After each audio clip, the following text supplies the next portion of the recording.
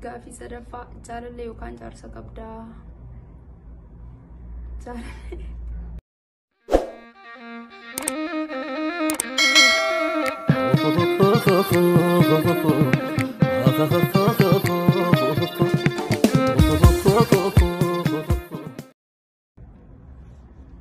Hi, assalamu alaikum warahmatullahi wabarakatuh. Akkam jirtan nageenyi badhaadhaa bakka jirtan maratti nageenyi keessan haa baay'atu jecha. Har'a gaafii daawwattoonni keenya na gaafatan tokko deebisuudhaaf asitti argamee jira. Nu hordofaa. Gaafii tokkoffaa ati eenyu? Ani Asiyaa Muusaa jedhama.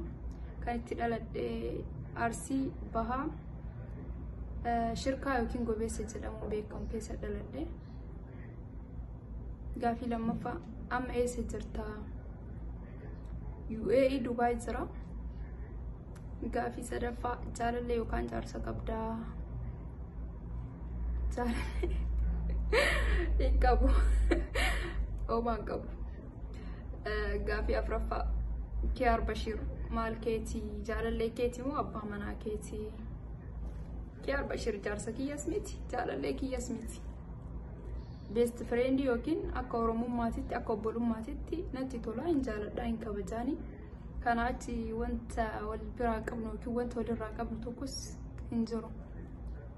Gaafii shanaffaa durbummaa qabdaa? Durbummaa hin qabayu. Miknyaatuma onna jaarsa hin qabneef durbummaa hin qaba. Kanuma. Gaafii jahaffaa biyya ormaatti mudannoo si mudate kan hin daganne?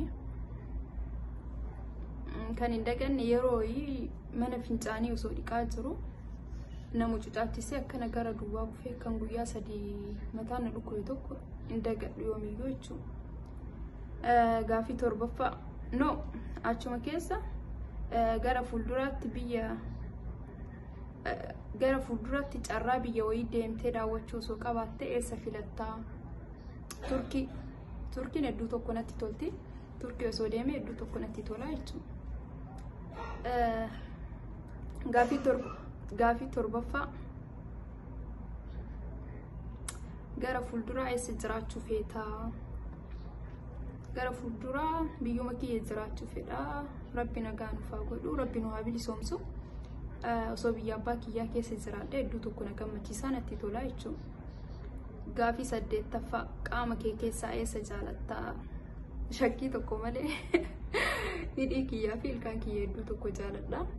Kanuma. Gaafii 10ffaa dhiiraaf gaafii jaalalaa dhiyeessitee beektaa? Dhiirri natti tolu jiraachuu danda'a. Gaafii jaalalaa dhiyeessee hin beeku, lakkafee hin beeka garuu. Lakkafee jechuun namni sun yoo natti tolu just haay manaamna jechuu ni danda'a. Gan kan sanirraa tare homaayyuu jana gaafadhee hin beeku. Kanuma.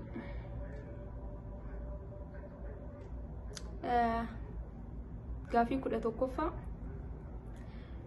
weellistoota Oromoo keessaa eenyuun jaalattaa? Sirba isaa keessaa nuu sirbisi yookaan nuu sirbi.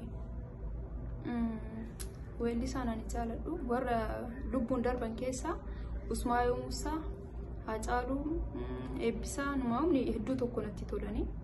Warra lubbuun jiru keessaa Alii Birraa, Caalaa Bultumee ture, innis du'ee jira. Ammaaf kan jaaladhu Ittiqaa, Alii Birraa, Galaanaa Gaaromsaa jechuudha, hedduu tokko natti tolan. Sirba Alii Birraa isinii ja'a. Tokkummaa, tokkummaa, tokkummaa, tokkummaa.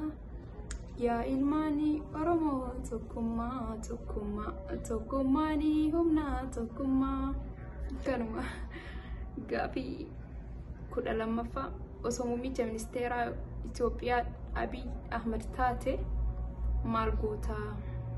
Wanni godhumo tokkoffaa nafxanyaa qulqulleessa.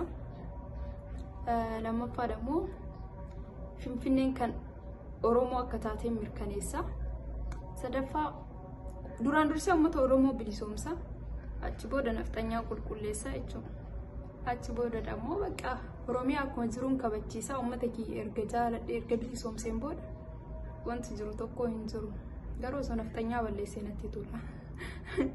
Hooggantoota siyaasaa keessaa eenyuun irra caalaa jaalattaa gaaffii tokko malee Jawaar itti aansee Baqqalaa kanuma galatooma dhaamsi hanqabu dhumarratti gandaa waliin qoodinaa amantii waliin qoodinaa tokkummaa keessan jabeessaa wanti kumuu yoo dhufe saba keessan hin ganinaa kanuma dhaamsi kiyyaa irra caalatti dammoo tokkummaa jabeessaa walirratti duuluu dhiisaa yoo rakkoon jiraate keessaa wal gorsaa isin jechuu barbaada galatooma.